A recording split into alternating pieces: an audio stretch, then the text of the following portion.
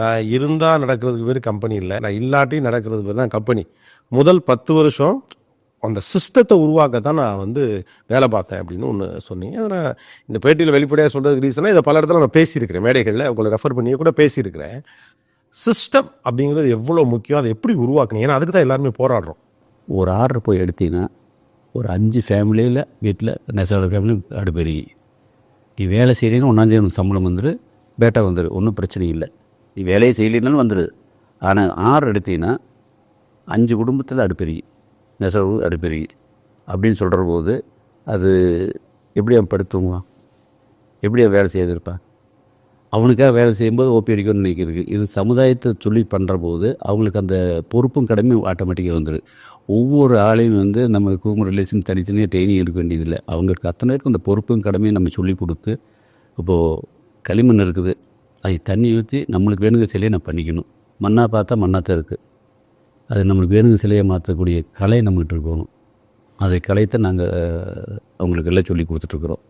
ஒரு மீட்டிங்க்கு மோட்டிவேஷன் பண்ணுறதுக்கு சிஎஸ்எம் ஐயா வர சொல்லி மீட்டிங்கில் பேசினேன். இது மாதிரி நிறைய பேர்த்து நீங்களாம் கூட வந்து கம்பெனி பேசியிருக்கீங்க. இது மாதிரி நிறைய மோட்டிவேஷன் பேசி வந்து அவங்கள பேச வச்சு அவங்களுக்கு மைண்ட் ட்ரெயின் பண்ணுவேன். அப்படி பேசுகிறது வந்து சிஎஸ்எம் ஐயா என்ன சொன்னாருன்னா, ராம்ராஜ் கட்டநாகராஜ் சாதாரணமாக ஒரு ஆரம்பித்து இன்றைக்கி கிட்டத்தட்ட உங்களாட்ட ஒரு 15,000 பேருக்கு வேலை வாய்ப்பு கொடுத்துருக்காரு, உங்கள் 15,000 குடும்பத்தை அவர் காப்பாற்றுறாரு அப்படின்னு அவர் பேசினார். அவர் என்னை பாராட்டுறதுக்காக எல்லாம் பேசி எல்லாம் அவருடைய 1 hour ஸ்பீச் முடிச்சுட்டு உட்காந்து இப்போ நான் நன்றி சொல்கிற போது வந்து சொன்னேன், சிகிச்சை ஐயா வந்து பேசுனது வந்து நான் இன்றைக்கி வந்து உங்களுக்கு இத்தனை பேர் வேலை வாய்ப்பு கொடுத்து உங்களெல்லாம் காப்பாற்றிட்டு இருக்கிற மாதிரி சொன்னது வந்து என்ன பெருமைப்படுத்தவங்களுக்காக பேசியிருக்காரு. ஆனால் உண்மையாக அது இல்லை. இந்த 15,000 குடும்பம் என்ற குடும்பத்தை காப்பாற்றிட்டு இருக்குது அப்படின்னு. இந்த ஏட்டியூட் வந்துட்டாலே ஆட்டோமேட்டிக்காக அவங்களுக்கும் அந்த ஏட்டியூட் மாறும். நான் ஒரு வெளிப்படையான கேள்விக்கிறேன், இது உண்மையாகவே உங்களுடைய ஒரு ஆட்டிடியூடாகவே பில்ட் ஆகணுமா, இல்லை இது ஒரு பிஸ்னஸ் மெக்கானிசமா?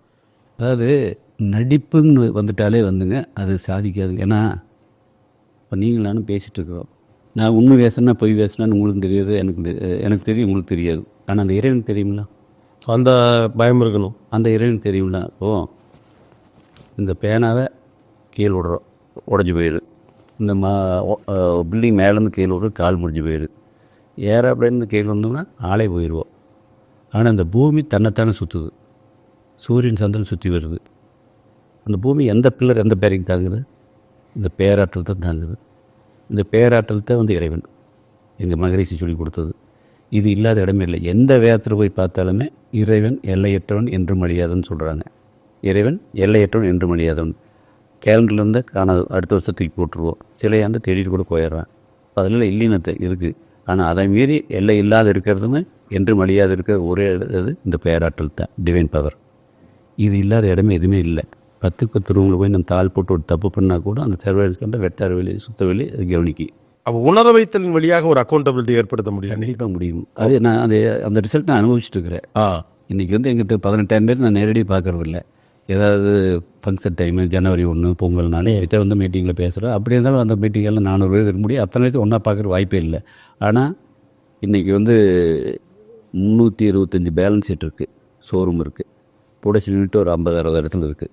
ஒரு 400 பிரான்ச் இருக்கிற இடத்துல காலையில் ஆட்டோமேட்டிக்காக அந்த டைமுக்கு இருக்குது, அந்த டைமுக்கு போட்டுறாங்க, அந்த டைமுக்கு எல்லாம் நடக்குது.